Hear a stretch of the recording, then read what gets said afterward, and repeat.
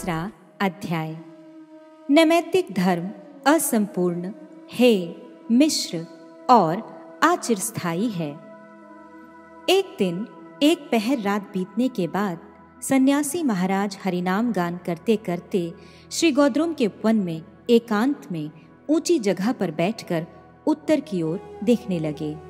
उस समय पूर्ण चंद्र का उदय हो चुका था। श्री नवद्वीप मंडल की अपूर्व शोभा हो रही थी। थोड़ी ही दूर पर श्री मायापुर नयन गोचर होने लगा। सन्यासी महाराज कहने लगे, आहा, ये तो मैं एक विचित्र आनंदमय धाम देख रहा हूँ। बड़ी बड़ी रत्नमयी अट्टालिकाएं, मंदिर और तोरण समूह अपनी किरणावली से जाह्नवी कूल को उज्जवल कर रहे हैं। अनेक स्थानों पर हरिनाम संकीर्तन का शब्द तुमूल होकर गगन मंडल को जैसे भेद कर रहा है। नारद के समान कितने ही सैकड़ों भक्त वीणा वादन कर नाम गान करते हुए नृत्य कर रहे हैं।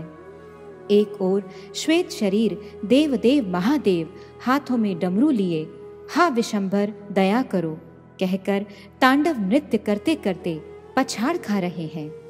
दूसरी ओर चतुर्मुख ब्रह्मा वेदवादी ऋषियों की सभा में बैठकर महान प्रभुर्वै पुरुषः सत्त्वसयेषः प्रवर्तकः सुनिर्मलामिमां प्राप्तिमिशानो ज्योतिरव्यः।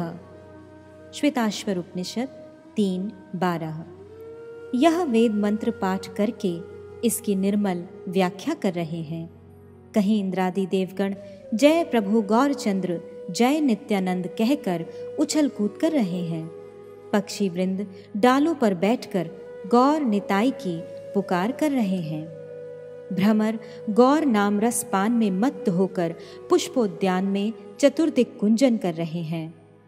प्रकृति देवी गौर रस से उन्मत्त होकर सर्वत्र अपनी छटा बिखेर रही है। आहा, दिन में जब मैं श्री मायापुर का दर्शन करता हूँ तब तो ये कुछ भी नहीं देख पाता। आज ये क्या देख रहा हूँ। फिर श्री गुरुदेव को स्मरण करके कहने लगे, प्रभो, आज मैंने समझ लिया कि आपने कृपा करके मुझे अप्राकृत मायापुर के दर्शन कराए हैं। आज से मैं भी श्री गौरचंद्र का निज जन कहकर अपना परिचय दूंगा। मैं देखता हूँ कि इस अप्राकृत नवद्वीप में सभी तुलसी की माला, तिलक और नामांकित उतरिया धारण किए हुए हैं। मैं भी ऐसा ही करूंगा। ऐसा कहते कहते सन्यासी महाराज की एक प्रकार की अचेतन अवस्था हो गई। थोड़ी देर में ही उन्हें फिर बाह्य ज्ञान हुआ। ज्ञान तो हुआ, किंतु वह अपूर्व चिन्मय दृश्य फिर नयन गोचर न हो सका। तदनंतर सन्यासी महाराज ने रोते रोते कहा, मैं बड़ा ही सौभाग्यशाली हूँ, क्योंकि श्री गुरु की कृपा लाभ कर क्षण भर श्री नवद्वीप धाम के दर्शन तो कर लिए।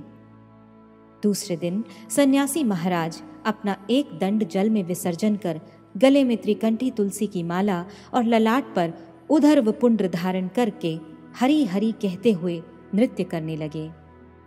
गोद्रुमवासी वैष्णवगण उनका अपूर्व नूतन वेश और भाव देखकर उन्हें धन्य धन्य कहकर दंडवत प्रणाम करने लगे। सन्यासी महाराज ने इस समय कुछ लज्जित होकर कहा, अहो, मैंने वैष्णवों का कृपा पात्र बनने के लिए ये वैष्णव वेश ग्रहण किया, किंतु यह एक और बाधा खड़ी हो गई। मैंने श्री गुरुदेव के मुख से बारंबार ऐसा सुना है, तृणादपि शुनिचैन तरोरपि सहिष्णुना अमानिना मानदेन कीर्तनीयः सदा हरि। श्री चैतन्य चरितामृत आदि लीला 20:21।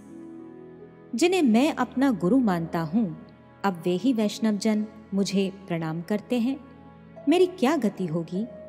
इस प्रकार मन ही मन सोचते सोचते वे परमहंस बाबा जी के पास गए और उन्हें साष्टांग दंडवत प्रणाम कर नतमस्तक होकर खड़े हो गए। बाबा जी माधवी मंडप में बैठकर हरि नाम कर रहे थे। उन्होंने सन्यासी महाराज का संपूर्ण वेश परिवर्तन और नाम के प्रति भावोदय देखकर प्रेम अश्रुओं से उनको नहलाते हुए गले लगा लिया और कहा, वैष्णवदास, आज तुम्हारे मंगलमय शरीर का स्पर्श करके मैं कृतार्थ हो गया। ऐसा कहने के साथ ही साथ सन्यासी महाराज का पूर्व नाम दूर हो गया। अब वे वैष्णव दास के नाम से परिचित हुए। सन्यासी को आज से एक अपूर्व जीवन प्राप्त हुआ। मायावादी सन्यासी का वेश, सन्यास आश्रम का अहंकार पूर्ण नाम और अपने को महत् समझने का अभिमान, सब कुछ दूर हो गया। तीसरे पहर श्री प्रद्युम्न कुंज में श्री गोद्रुम और श्री मध्वद्वीप के अनेक वैष्णव परमहंस बाबा जी का दर्शन करने आए थे। वे परमहंस बाबा जी को चारों ओर से घेर कर बैठे थे। सभी तुलसी की माला से हरि नाम का जप कर रहे थे। कोई कोई हा गौरांग नित्यानंद, कोई कोई हा सीतानाथ और कोई कोई जय शचीनंदन इत्यादि कहते हुए आंसुओं से तर हो रहे थे। सभी परस्पर इष्ट गोष्ठी कर रहे थे। वैष्णव जन तुलसी की परिक्रमा कर वैष्णवों को दंडवत प्रणाम कर रहे थे। इसी समय वैष्णव दास श्री वृंदा देवी की परिक्रमा करके वैष्णवों की पदरज में लौटने लगे। कोई कोई महात्मा आपस में कानाफूसी करने लगे। यही ना वे सन्यासी महाराज हैं? आज इनकी कैसी अद्भुत मूर्ति हो रही है। वैष्णवों के सामने पृथ्वी पर लौटते हुए वैष्णवदास कह रहे थे, आज मैं वैष्णवों की चरण रज पाकर कृतार्थ हो गया। श्री गुरुदेव की कृपा से मैंने अच्छी तरह से जान लिया है कि वैष्णव पदरज के बिना जीव की और गति नहीं है। वैष्णव पदरज, वैष्णव पुदक और वैष्णव की अधर सुधा, ये तीनों वस्तुएं भवरोग की औषध और भवरोगी के लिए पथ्य है। इससे केवल भवरोग ही दूर होता हो ऐसी बात नहीं है, अपितु जिनका भवरोग दूर हो गया है ऐसे पुरुषों को इनसे परम भोग भी लाभ होता है। हे वैष्णवगण, ऐसा न समझें कि मैं अपने पांडित्य का अहंकार प्रकाश कर रहा हूँ। मेरा हृदय आजकल सब अहंकारों से शून्य हो गया है। ब्राह्मण कुल में जन्म हुआ था, सभी शास्त्रों का अध्ययन किया था और चतुर्थ आश्रम में प्रवेश भी किया था। उस समय मेरे अहंकार की सीमा नहीं थी, किंतु जब से मैं वैष्णव तत्व की ओर आकृष्ट हुआ, तब से मेरे हृदय में एक दीनता का बीज रोपित हो गया है। मैं क्रमशः आप लोगों की कृपा से जन्म अहंकार, विद्या मद और आश्रम गौरव को दूर कर चुका हूँ। इस समय मुझे जान पड़ता है कि मैं एक निराश्रित शूद्र जीव हूँ। वैष्णव चरणाश्रय के बिना मेरी और किसी प्रकार से गति नहीं है। ब्राह्मणत्व, विद्या और सन्यास ये मेरा अधःपतन कर रहे हैं। मैंने सरल भाव से आप लोगों के चरणों में सब बातें कह दी हैं। आप अपने दास को जो करना हो करें। वैष्णव दास के इस दीनता पूर्ण वचनों को सुनकर उनमें से अनेक कह उठे, हे भागवत प्रवर, आप जैसे वैष्णव की चरण रेणु प्राप्त करने के लिए हम ललायित हैं। कृपा पूर्वक हमें अपनी पद रज देकर कृतार्थ करें। आप परमहंस बाबा जी के कृपा पात्र हैं। हमें भी अपना संगी बनाकर पवित्र कीजिए। आप जैसे भक्तों के संग से ही भक्ति पाई जाती है। शास्त्र का कथन है, भक्ति अस्तु भगवत भक्त संगेन परिजायते, सत्संग प्राप्यते पुंभिः सुकृतः पूर्व संचितः। बृहन नारदीय पुराण 4:33। अर्थात भागवत भक्तों के संग प्रभाव से भक्ति वृत्ति का उदय होता है। जीव अपने पूर्व जन्मों के संचित सुकृत्य के फल से ही विशुद्ध भक्तों का संग पाते हैं। हमारी पुंज पुंज भक्ति पोषक सुकृति थी, इसी से हमने आपका सत्संग पाया है। अब हम आपके सत्संग से हरि भक्ति लाभ करने की आशा करते हैं। वैष्णवों की परस्पर दीनता और प्रणति समाप्त होने पर उस भक्त गोष्ठी में वैष्णव दास एक तरफ बैठकर गोष्ठी की शोभा बढ़ाने लगे। उनके हाथ में हरि नाम की माला शोभा पा रही थी। उस गोष्ठी में उस दिन एक भाग्यवान पुरुष बैठे हुए थे। वे बचपन से ही अरबी फारसी भाषा पढ़कर बहुत कुछ मुसलमान राजाओं का व्यवहार का अनुकरण करने के कारण देश में एक प्रतिष्ठित व्यक्ति समझे जाते थे। निवास शांतिपुर में था। ब्राह्मण जाति और उसमें भी कुलीन बड़ी जमींदारी थी। लोगों में दलबंदी कराने के काम में बड़े निपुण थे। बहुत दिनों तक उन पदों को भोग कर भी उनमें उन्हें कुछ सुख नहीं मिला। अंत में उन्होंने हरिनाम संकीर्तन आरंभ कर दिया। बाल्यकाल में ही दिल्ली के बड़े बड़े उस्तादों से इन्होंने राग रागनियों की शिक्षा पाई थी। उसी शिक्षा के बल से वे हरिनाम संकीर्तन में भी मुखिया बन बैठे थे। यद्यपि वैष्णव लोग उनके उस्तादी सुरों को पसंद नहीं करते थे, तथापि संकीर्तन में वे थोड़ी थोड़ी गलेबाजी दिखाकर अपना महात्म्य प्रकट करते करते प्रशंसा की अभिलाषा से औरों का मुंह ताकने लगते थे। कुछ दिनों तक ऐसा करते करते उन्हें नाम संकीर्तन में कुछ सुख मिलने लगा। उसके बाद उन्होंने श्री नवद्वीप में वैष्णवों के निकट गान कीर्तन में सम्मिलित होने के लिए श्री गोद्रुम में आकर एक वैष्णव आश्रम में डेरा डाला। एक दिन एक वैष्णव के साथ वे प्रद्युम्न कुंज की मालती माधवी मंडप में बैठे थे। वैष्णवों के परस्पर व्यवहार, दैन्य प्रकाश और वैष्णव दास की बातें सुनकर उनके मन में कई संदेह उपस्थित हुए। वे बोलने में निपुण थे, इसलिए साहसपूर्वक उस वैष्णव सभा में जिज्ञासा कर बैठे। उनका प्रश्न इस प्रकार था। मनुस्मृति आदि धर्मशास्त्रों में ब्राह्मण वर्ण को सर्वोत्तम वर्ण कहा गया है। उनके अनुसार ब्राह्मणों के लिए संध्या वंदना आदि नित्य कर्म है। यदि यह कार्य नित्य है तो वैष्णवों के व्यवहार उनके विरुद्ध क्यों होते हैं? वैष्णव तर्क वितर्क पसंद नहीं करते। कोई तार्किक ब्राह्मण यदि ऐसा प्रश्न करता तो वे कलह के भय से कोई उत्तर न देते। किंतु समागत प्रश्नकर्ता को हरिनाम गान करने वाला देखकर उन सब ने कहा, श्रीयुत परमहंस बाबा जी महाशय, यदि इस प्रश्न का उत्तर दें तो हमें आनंद होगा। परमहंस बाबा जी ने वैष्णवों का आदेश सुनकर दंडवत प्रणाम करने के बाद कहा, महोदयगण, यदि आप लोगों की इच्छा हो तो भक्त प्रवर श्री वैष्णव दास उक्त प्रश्न का सम्यक उत्तर दें। सभी ने इसका अनुमोदन किया। वैष्णव दास श्री गुरुदेव की बात सुनकर अपने को धन्य समझकर नम्रतापूर्वक कहने लगे, मैं बहुत ही अधम और अकिंचन हूँ। ऐसी महती विद्वत सभा में मेरा कुछ बोलना नितांत अनुचित है। फिर भी गुरुदेव की आज्ञा सर्वदा शिरोधार्य है। मैंने गुरुदेव के मुखारविंद से निकले हुए जिस तत्वोपदेश रूप मधु का पान किया है, उसी को स्मरण करके यथाशक्ति बोलता हूँ। इतना कहकर वैष्णवदास ने परमहंस बाबा जी की चरण रज अपने सारे शरीर में लगा खड़े होकर कहना आरंभ किया। जो साक्षात परम आनंदमय भगवान हैं, ब्रह्म जिनकी अंग कांति है और परमात्मा जिनके अंश हैं, समस्त प्रकाश और विलास के आधार स्वरूप वे श्री कृष्ण चैतन्य देव ही हम लोगों की बुद्धि वृत्ति में प्रेरणा करें। मनुस्मृति आदि धर्मशास्त्र वेद शास्त्र के अनुगत विधि निषेध निर्णायक शास्त्र होने के कारण इनका जगत में सर्वत्र आदर है। मानव प्रकृति दो प्रकार की होती है, वैधि और रागानुगा। जब तक मानव की बुद्धि माया के अधीन रहती है, तब तक मनुष्य प्रकृति अवश्य ही वैधि रहेगी। माया के बंधन से मनुष्य की बुद्धि मुक्त होने पर फिर वैधि प्रवृत्ति नहीं रहती, रागानुगा प्रकृति प्रकट होती है।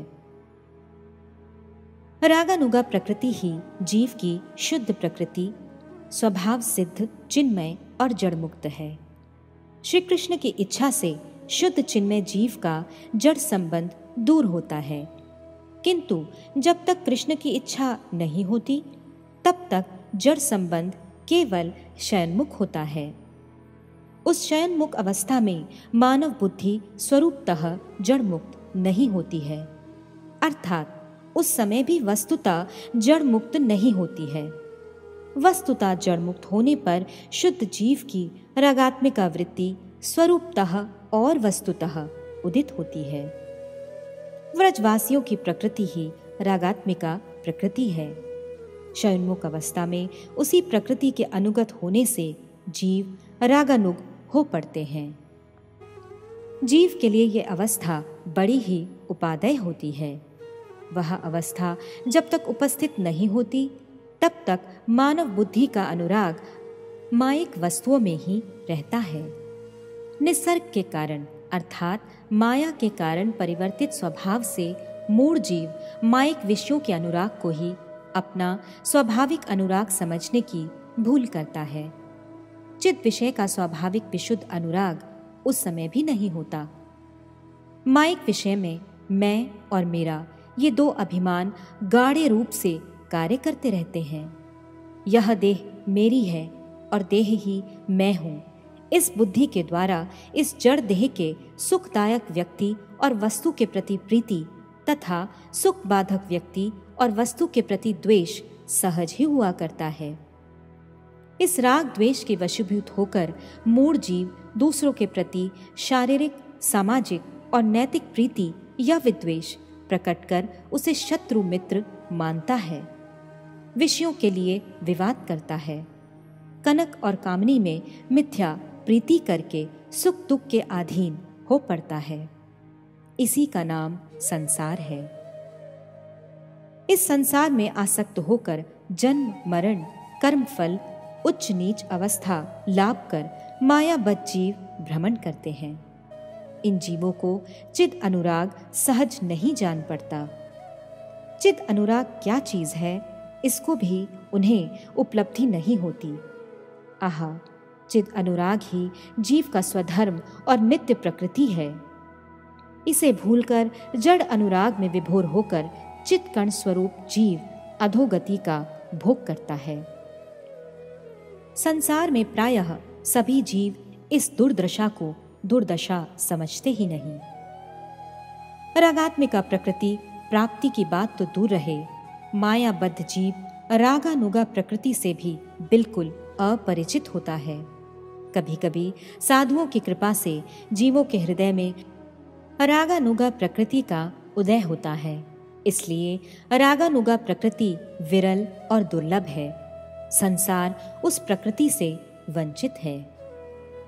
किंतु भगवान सर्वज्ञ और कृपामय हैं। उन्होंने देखा मायाबद्ध जीव चित्त प्रवृत्ति से वंचित हो गया है। अब उसका मंगल किस प्रकार हो? माया मुग्ध जीवों में कृष्ण स्मृति से उदित होने का उपाय क्या हो सकता है? साधु संग होने से जीव अपने को कृष्णदास समझ सकेगा, किंतु साधु संग के लिए कोई निर्दिष्ट विधि नहीं है। अतः इसकी आशा भी कैसे की जा सकती है कि वह सबके लिए संभव या सुलभ होगा? अतएव साधारण लोगों के लिए कोई विधि मार्ग न होने से उनका कोई कल्याण नहीं होगा। भगवान की ऐसे ही कृपा दृष्टि से शास्त्र उदित हुए। आर्य हृदय रूपी आकाश में भगवत कृपा प्रसूत शास्त्र सूर्य ने उदित होकर सर्वसाधारण के लिए सब प्रकार की आज्ञा विधियों का प्रचार किया। सर्वप्रथम वेद शास्त्र हुए। वेद शास्त्र के किसी भाग में कर्म, किसी भाग में ज्ञान और किसी भाग में प्रीति रूपा भक्ति के उपदेश दिए गए। माया मुग्ध जीवों की अनेक अवस्थाएं हैं। कोई बिल्कुल ही मूढ़ हैं, तो कोई कुछ विज्ञ हैं और कोई बहुत से विषयों में विज्ञ होते हैं। जीव की बुद्धि जैसी होती है, शास्त्र में उसके प्रति वैसा ही आदेश है। इसी का नाम अधिकार है। यद्यपि जीवों की संख्या के अनुसार अधिकार अनंत हैं, फिर भी मुख्य लक्षणों के अनुसार वे 3 भागों में विभक्त हैं। पहला कर्म अधिकार, दूसरा ज्ञान अधिकार और तीसरा प्रेम अधिकार। वेद शास्त्रों में ऐसे ही त्रिविध अधिकार निर्दिष्ट हुए हैं। वेदों में विधियों का निर्माण कर इन 3 अधिकारों के कर्तव्य का निर्णय किया गया है। इससे निर्दिष्ट धर्म का नाम वैद धर्म है। मनुष्य जिस प्रवृत्ति से परिचालित होकर उस धर्म को ग्रहण करते हैं, उस प्रवृत्ति का नाम वैधी प्रवृत्ति है। जिसमें वैधी प्रवृत्ति नहीं, वे नितांत अवैध हैं। अवैध मनुष्य पाप कर्मों में निरत रहते हैं। उनका जीवन सदा अवैध कर्मों में ही लगा रहता है। ऐसे लोग वेद से बहिर्भूत होते हैं और मलेच्छ इत्यादि नामों से पुकारे जाते हैं। वेद शास्त्रों ने जिन त्रिविध अधिकारों का निर्णय किया है, उन्हीं का ऋषियों ने संहिता शास्त्रों में विस्तार कर वेद अनुगत अन्य अन्य शास्त्रों को प्रकाशित किया है। मनु आदि पंडितों ने 20 धर्मशास्त्रों में कर्म अधिकार का वर्णन किया है। दार्शनिकों ने तर्क और विचार शास्त्रों में ज्ञान अधिकार का विचार किया है। पौराणिकों तथा विशुद्ध तांत्रिकों ने भक्ति तत्व के अधिकारगत उपदेशों और क्रियाओं का निर्णय किया है। ये सभी वैदिक हैं। उन शास्त्रों के नवीन मीमांसकों ने सर्व शास्त्रों के तात्पर्य की ओर दृष्टि न रखकर कहीं कहीं किसी एक अंग की सर्व उत्कृष्टता का वर्णन कर कितने ही लोगों को वितर्क और संदेह के गड्ढे में ढकेल दिया है। उन शास्त्रों की अपूर्व मीमांसा रूप गीता शास्त्र को देखने से प्रतीत होता है कि कर्म का उद्देश्य ज्ञान न होने से वैसे कर्म को पाषंड समझकर परित्याग करना ही उचित है। फिर कर्म योग और ज्ञान योग भक्ति के उद्देश्य से ना हो तो कर्म और ज्ञान दोनों ही पाषंड लगते हैं। कर्म योग, ज्ञान योग और भक्ति योग वास्तव में एक ही योग है। यही वैदिक वैष्णव सिद्धांत है। माया मुग्ध जीव को पहले ही कर्म का आश्रय ग्रहण करना पड़ता है। इसके बाद कर्म योग और ज्ञान योग, अंत में भक्ति योग को ग्रहण करना पड़ता है। माया मोहित जीवों को जब तक कोई एक सोपान न दिखा दिया जाए, तब तक वे किसी प्रकार भी ऊंचे भक्ति मंदिर तक उठ नहीं सकते। कर्म का आश्रय करना किसे कहते हैं? जीवन धारण पूर्वक शरीर और मन से जो कुछ किया जाता है उसे कर्म कहते हैं। कर्म 2 प्रकार के हैं, एक शुभ और दूसरा अशुभ। शुभ कर्म से जीव को शुभ फल मिलता है और अशुभ कर्म से अशुभ फल। अशुभ कर्म को पाप या विकर्म कहते हैं। शुभ कर्म के न करने को अकर्म कहते हैं। ये दोनों ही बुरे हैं। शुभ कर्म ही उत्तम है। शुभ कर्म भी 3 प्रकार के होते हैं, नित्य, नैमित्तिक और काम्य। काम्य कर्म सर्वथा स्वार्थ से परिपूर्ण होने के कारण हेय है। नित्य और नैमित्तिक कर्मों का उपदेश शास्त्रों में दिया गया है। हेयता और उपादेयता के विचार से शास्त्रों में नित्य, नैमित्तिक और काम्य कर्मों को ही कर्म कहते हैं। अकर्म और कुकर्म कर्म नहीं कहे गए हैं। इस तरह जब काम्य कर्म को भी हे समझकर त्याग दिया जाता है, तब नित्य और नैमित्तिक कर्म ही कर्म हैं। शरीर, मन, समाज और परलोक के मंगलजनक कर्म को नित्य कर्म कहते हैं। नित्य कर्म सभी के लिए कर्तव्य कर्म हैं। जो कर्तव्य कर्म किसी निमित्त का आश्रय कर नित्य कर्म की तरह किया जाता है, उसे नैमित्तिक कर्म कहते हैं। संध्या, वंदना, पवित्र उपायों द्वारा शरीर और समाज रक्षण, सत्य व्यवहार और पालनीय का पालन, ये सभी नित्य कर्म हैं। मृत माता पिता के प्रति कर्तव्य का आचरण आदि और पाप उपस्थित होने पर प्रायश्चित करना, ये सभी नैमित्तिक कर्म हैं।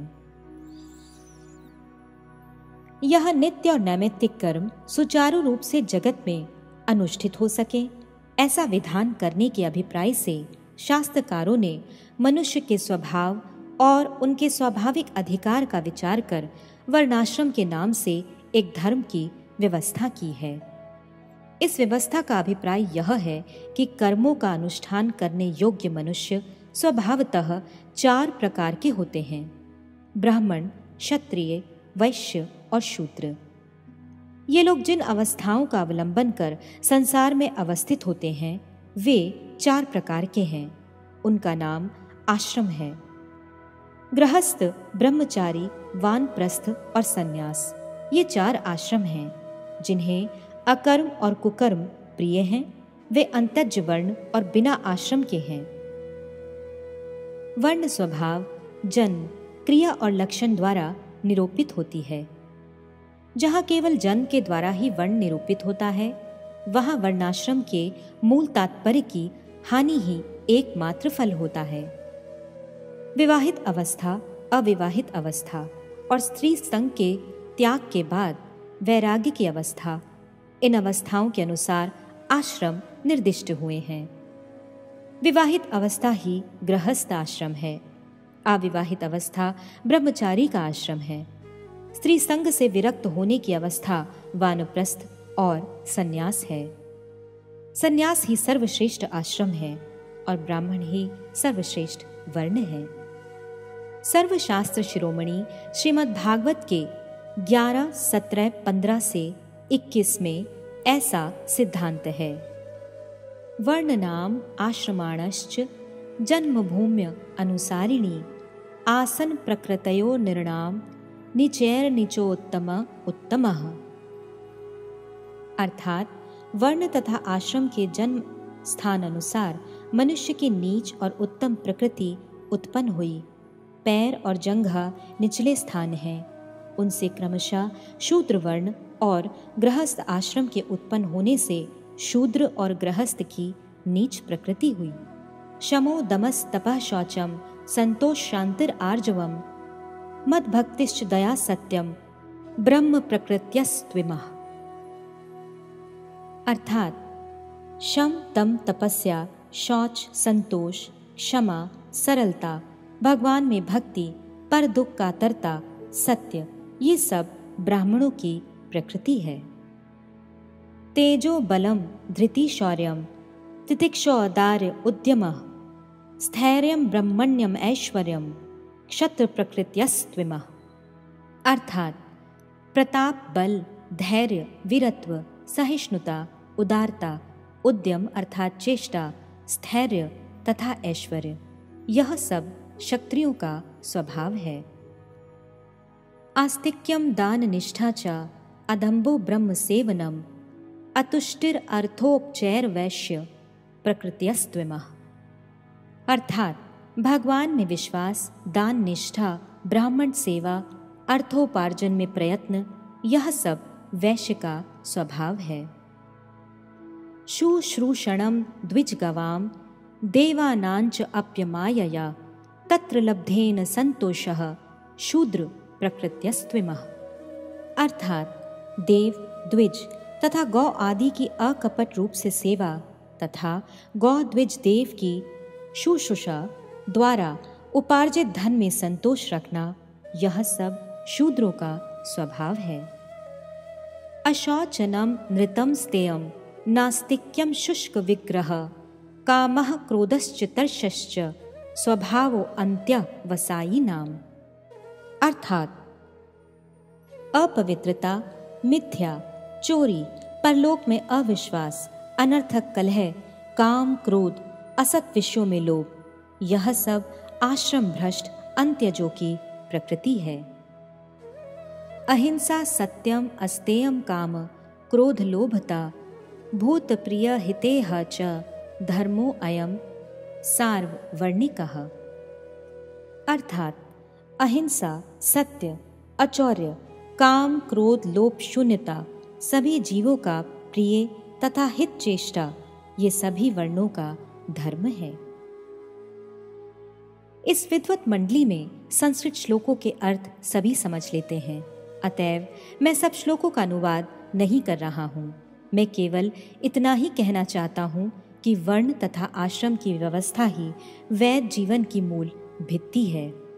जिस देश में वर्णाश्रम व्यवस्था का जितना ही अभाव है, उस देश में अधार्मिकता का उतना ही प्राबल्य है। अब विचारणीय यह है कि कर्म के संबंध में जिन नित्य और नैमित्तिक दो शब्दों का व्यवहार होता है, वह किस प्रकार का होता है। शास्त्रों के गूढ़ अतिगूढ़ तात्पर्य पर विचार पूर्वक देखने से कर्म के संबंध में वे दोनों शब्द पारमार्थिक भाव से व्यवहृत नहीं होते हैं, केवल व्यवहारिक अथवा औपचारिक भाव से ही व्यवहृत होते हैं। नित्य धर्म, नित्य कर्म, नित्य तत्व प्रभृति शब्द केवल जीव के विशुद्ध चिन्मय अवस्था के अतिरिक्त और किसी हालत में व्यवहृत नहीं हो सकते। परंतु कर्म को लक्ष्य कर नित्य शब्द का जो प्रयोग किया जाता है, वह इस संसार में नित्य तत्व को दूर से लक्ष्य करने के लिए केवल औपचारिक भाव से कर्म को नित्य कहा जाता है। कर्म कभी नित्य नहीं होता। कर्म जब कर्मयोग के द्वारा ज्ञान को लक्ष्य करता है एवं ज्ञान जब भक्ति को लक्ष्य करता है, तभी कर्म और ज्ञान औपचारिक भाव से नित्य कहे जाते हैं। ब्राह्मणों की संध्या वंदना को नित्य कर्म कहने से केवल यही समझा जाता है कि शारीरिक भौतिक क्रियाओं के माध्यम से भक्ति को जो दूर से उद्देश्य करने वाला मार्ग है, वह नित्य धर्म को लक्ष्य करने के कारण नित्य है। वह वस्तुतः नित्य नहीं है, इसका नाम उपचार है। वस्तुतः विचार करने पर जीव के लिए कृष्ण प्रेम ही एकमात्र नित्य कर्म है। इसका तात्विक नाम विशुद्ध चिद अनुशीलन है। इस कार्य की साधना के लिए जिस जड़ कार्य का अवलंबन करना पड़ता है, वह नित्य कर्म का सहायक होता है। अतः ऐसे कर्मों को नित्य कर्म कहने में कोई दोष नहीं है।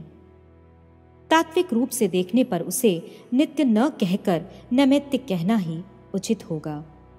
कर्म में जो नित्य नैमित्तिक विभाग हैं, वे केवल व्यवहारिक हैं, तात्विक नहीं। वस्तु का विचार करने से शुद्ध चिद अनुशीलन ही जीव का नित्य धर्म है। अन्य जितने प्रकार के धर्म हैं, वे सभी नैमित्तिक हैं। वर्णाश्रम धर्म, अष्टांग योग, सांख्य ज्ञान तथा तपस्या, ये सभी नैमित्तिक धर्म हैं। जीव यदि बद्ध ना होता तो इन धर्मों की कोई आवश्यकता नहीं होती। जीवबद्ध होने से माया मुक्त अवस्था ही एक निमित्त है। उस निमित्त से ही उपरोक्त धर्म समूह वर्णाश्रम आदि धर्म हुए हैं। अतएव तात्विक विचार से ये सभी नैमित्तिक धर्म हैं। ब्राह्मण की श्रेष्ठता, संध्या वंदन आदि कर्म और उनका कर्म त्याग करने पर संन्यास ग्रहण, ये नैमित्तिक धर्म हैं। ये सब कर्म धर्म शास्त्रों में प्रशस्त और अधिकार भेद से नितांत उपादेय माने गए हैं। तथापि नित्य कर्मों के सामने इनका कोई सम्मान नहीं है। यथा श्रीमद् भागवत 7:6 में विप्राद द्विषड गुणयुताद अरविंद नाभ पादारविंद विमुखात स्वपचम वरिष्ठम मन्ये तदर्पित मनोवचने हितार्थ प्राणम पुनाति साकुलम नातु भूरि मानः। सत्य, दम, तप, अमत्सर्य, तितिक्षा, अनुसूया, यज्ञ, दान, धृतिवेद, श्रवण और व्रत, ये 12 ब्राह्मणों के धर्म हैं। ऐसे 12 गुण विशिष्ट ब्राह्मण जगत में पूजनीय तो हैं, किंतु यदि इन सब गुणों से युक्त होकर भी वे कृष्ण भक्ति शून्य हों, तो उन ब्राह्मणों की अपेक्षा भक्त चंडाल होने पर भी श्रेष्ठ है। तात्पर्य यह है कि चांडाल के वंश में जन्म लाभ कर साधु संगरूप संस्कार द्वारा जो व्यक्ति जीव के नित्य धर्म रूप चिद अनुशीलन में लगे हैं, वे शुद्ध चिद अनुशीलन रूपी नित्य धर्म अनुशीलन से विरत किंतु नैमित्तिक धर्मों में निरत रहने वाले ब्राह्मण की अपेक्षा भी श्रेष्ठ हैं। जगत में 2 प्रकार के मनुष्य हैं, अर्थात उदित विवेक और अनुदित विवेक। अनुदित विवेक मनुष्य ही संसार में प्रायः छाए हुए हैं। उदित विवेक बहुत कम है। अनुदित विवेक मनुष्यों में ब्राह्मण सबसे श्रेष्ठ है और अपने अपने वर्ण के अनुसार संध्या वंदन आदि नित्य कर्म सभी कर्मों में श्रेष्ठ है। उदित विवेक मनुष्य का दूसरा नाम वैष्णव है। वैष्णवों का व्यवहार और अनुदित विवेक मनुष्य का व्यवहार अवश्य ही पृथक होगा। पृथक होने पर भी वैष्णवों के व्यवहार अनुदित विवेक मनुष्यों के शासन के लिए बनाए गए स्मार्त विधान के तात्पर्य के विरुद्ध नहीं है। शास्त्रों का तात्पर्य सर्वत्र ही एक है। अनुदित विवेक मनुष्य शास्त्र के स्थूल वचनों के एक अंश में आबद्ध रहने के लिए बाध्य है। उदित विवेक मनुष्य शास्त्र के तात्पर्य को बंधु भाव से ग्रहण करते हैं। क्रिया में भेद होने पर भी तात्पर्य में भेद नहीं होता। अनधिकारी की दृष्टि से उदित विवेक पुरुषों के व्यवहार साधारण व्यवहार के विरुद्ध प्रतीत होते हैं, किंतु वास्तव में उनके पृथक व्यवहार का मूल तात्पर्य एक है।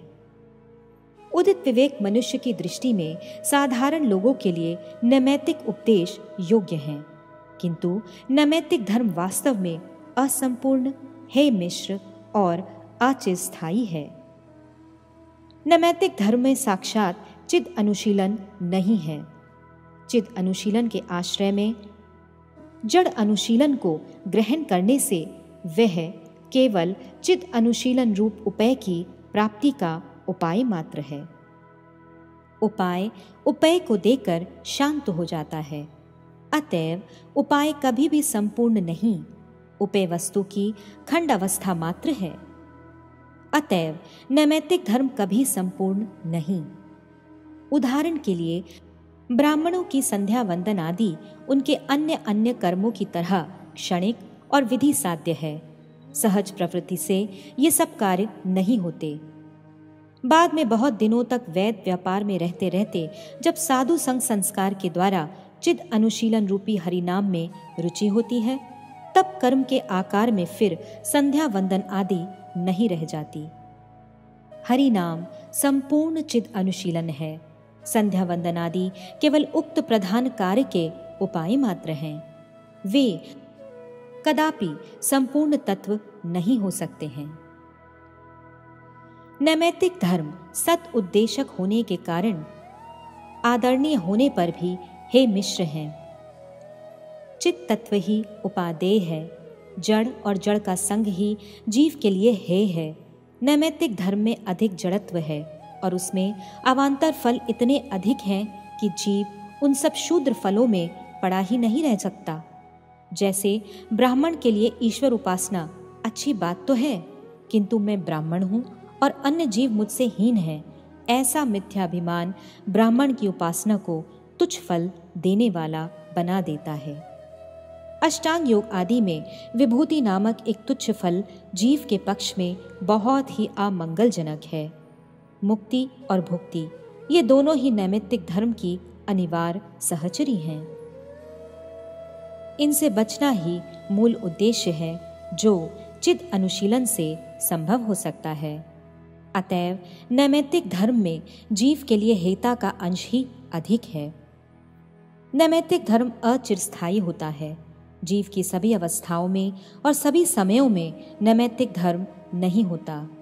जैसे ब्राह्मण का ब्रह्म धर्म, क्षत्रिय का शास्त्र धर्म आदि नैमित्तिक धर्म निमित्त के समाप्त होते ही दूर हो जाते हैं।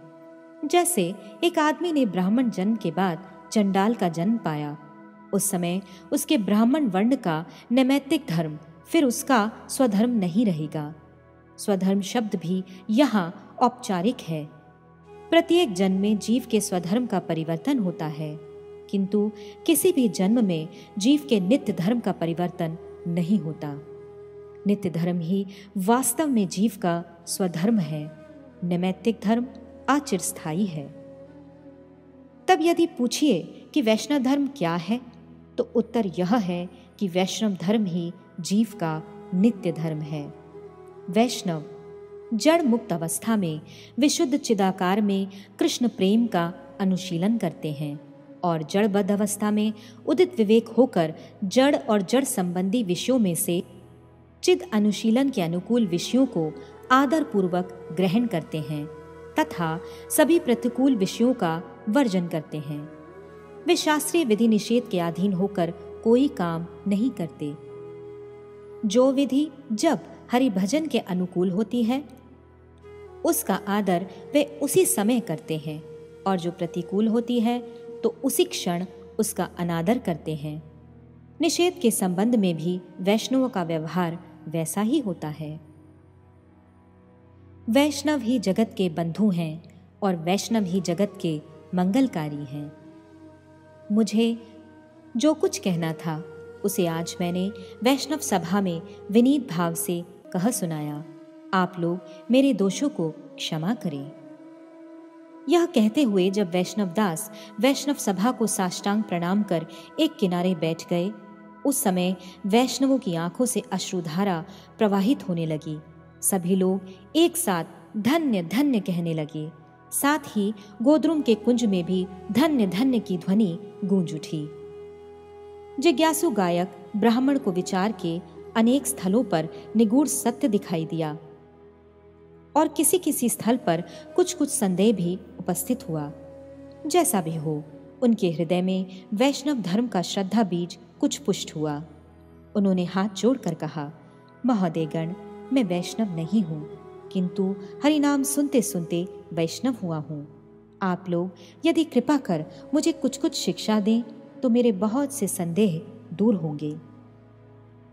श्री प्रेमदास परमहंस बाबा जी महाशय ने कृपा कर कहा, आप समय समय पर श्रीमान वैष्णवदास का संग किया करें। ये शास्त्रों के बड़े पंडित हैं। वेदांत शास्त्र के गंभीर अध्ययन के बाद संन्यास ग्रहण कर ये वाराणसी में वास करते थे। हमारे प्राणपति श्री कृष्ण चैतन्य ने असीम कृपा प्रकाश करके इन्हें इस नवद्वीप में खींच लिया है। इस समय ये वैष्णव तत्व के पूर्ण पंडित हैं। हरि नाम में इनकी प्रगाढ़ निष्ठा हो गई है। प्रश्नकर्ता का नाम श्री कालिदास लाहिड़ी था। उन्होंने बाबा जी महाशय की बातें सुनकर मन ही मन वैष्णवदास को गुरु मान लिया। उन्होंने सोचा कि ये ब्राह्मण कुल में जन्मे हैं और संन्यास आश्रम भी ग्रहण किए हुए हैं, अतः ब्राह्मण को उपदेश देने के योग्य हैं। इसके अतिरिक्त वैष्णव तत्व में इनका विशेष पांडित्य दिखाई देता है। इनसे वैष्णव धर्म की कितनी ही बातें सीखी जा सकती हैं। ऐसा सोचकर लाहिड़ी महाशय ने वैष्णव दास के चरणों में दंडवत प्रणाम करते हुए कहा, महाशय, आप मुझ पर कृपा करें। वैष्णव दास ने भी दंडवत प्रणाम कर उत्तर दिया, आपकी कृपा होने से मैं भी कृतार्थ हो जाऊंगा। उस दिन प्रायः संध्या हो चली थी। लोग अपने अपने घर चले गए। लाहिड़ी महाशय का घर गांव के एक गुप्त स्थान में था, वह भी एक कुंज में। कुंज के बीच में माधवी मंडप और तुलसी देवी का चबूतरा था। दोनों तरफ दो घर थे। आंगन चिता वृक्ष की टटी ठाओं से घिरा हुआ था। बेल, नीम और कई फल फूलों के वृक्ष वहां शोभा पा रहे थे। उस कुंज के अधिकारी माधवदास बाबा थे। बाबा जी पहले तो निर्मल संत थे, किंतु संग दोष से उनकी वैष्णवता में विशेष धब्बा लग गया था। स्त्री संग के दोष से दूषित होने से भजन आदि घट गया था। अर्थाभाव के कारण उनका खर्च भी नहीं चलता था। वे अनेक स्थानों से भिक्षा ग्रहण करते और एक घर किराए पर लेकर निर्वाह करते थे। उसी घर में लाहिड़ी महाशय ने डेरा डाला था। आज आधी रात को लाहिड़ी महाशय की नींद टूटी। वे बाबा वैष्णवदास की वक्तृता के सारार्थ पर मन ही मन विचार करने लगे। इसी समय आंगन में कुछ शब्द हुआ। उन्होंने बाहर निकलकर देखा कि बाबा माधवदास एक स्त्री के साथ आंगन में खड़े होकर बातें कर रहे हैं। उन्हें देखते ही स्त्री भाग गई। लाहिड़ी महाशय के आगे लज्जित हो बाबा माधवदास चुपचाप खड़े रहे। लाहिड़ी महाशय ने कहा, बाबा जी, मामला क्या है? माधवदास ने सजल नयनों से कहा, मेरा दुर्भाग्य, और क्या कहूँ। हाय, मैं क्या था, क्या हो गया। परमहंस बाबा जी महाशय मुझ पर कितनी श्रद्धा रखते थे, अब उनके निकट जाने में मुझे लज्जा आती है। लाहिड़ी महाशय ने कहा, साफ साफ कहिए तो मेरी समझ में आवे। माधवदास ने कहा, जिस स्त्री को आपने देखा, मेरे वेश ग्रहण करने के कुछ दिन बाद वह श्रीपाद शांतिपुर में गंगा के किनारे एक कुटी बनाकर रहने लगी। इस तरह बहुत दिन बीत गए। एक दिन मैंने श्रीपाद शांतिपुर में गंगा के किनारे उन्हें देखकर कहा, तुमने क्यों गृह त्याग किया? उन्होंने मुझे समझाया, संसार अब मुझे अच्छा नहीं लगता, आपकी चरण सेवा से वंचित हो मैं तीर्थवास कर रही हूँ। भिक्षा शिक्षा करके किसी प्रकार जीवन निर्वाह कर रही हूँ। इस पर मैं उनसे और कुछ न कहकर गोद्रुम लौट आया। वह भी धीरे धीरे गोद्रुम में आकर एक अहीर के घर रहने लगी। प्रतिदिन किसी न किसी स्थान में उनसे भेंट हो जाती थी। मैं उनसे पीछा छुड़ाने की जितनी इच्छा करता था, वे उतनी ही अधिक घनिष्ठता बढ़ाने लगी। अब उन्होंने एक आश्रम बनाया है। अधिक रात बीतने पर यहाँ आकर मेरा सर्वनाश करने का प्रयत्न करती हैं। चारों ओर मेरी बदनामी फैल रही है, साथ साथ मेरा भजन आदि भी घट गया है। श्री कृष्ण चैतन्य के दासों में मैं कुलंगार हूँ।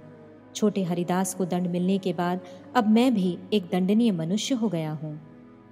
श्री गोद्रुम के बाबा लोगों ने कृपा कर अब तक मुझे दंड नहीं दिया, किंतु अब मुझ पर श्रद्धा नहीं करते।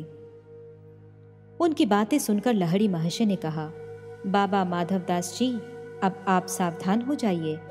ऐसा कहते हुए वे अपनी कोठरी में चले गए। बाबा जी भी अपनी गद्दी पर चले गए। रात को लहड़ी महर्षि को नींद न आई। वे मन ही मन कहने लगे कि बाबा माधवदास तो बातांशी होकर अधःपत हो गए, इसलिए अब मेरा भी यहाँ रहना उचित नहीं, क्योंकि संग दोष न होने पर भी बदनामी तो अवश्य होगी। फिर शुद्ध वैष्णव गण मुझे श्रद्धा के साथ शिक्षा नहीं देंगे। प्रातः काल ही उन्होंने प्रद्युम्न कुंज में आकर यथाविधि श्री वैष्णव दास का अभिवादन कर उनसे कुंज में रहने के लिए एक स्थान मांगा। वैष्णव दास ने बाबा परमहंस जी महाराज से आज्ञा लेकर कुंज के एक किनारे एक कुटी में उनको रहने की आज्ञा दे दी। तब से लाहड़ी महर्षि ने उस कुटी में रहकर समीप ही किसी ब्राह्मण के घर प्रसाद पाने की व्यवस्था कर ली। तीसरा अध्याय समाप्त।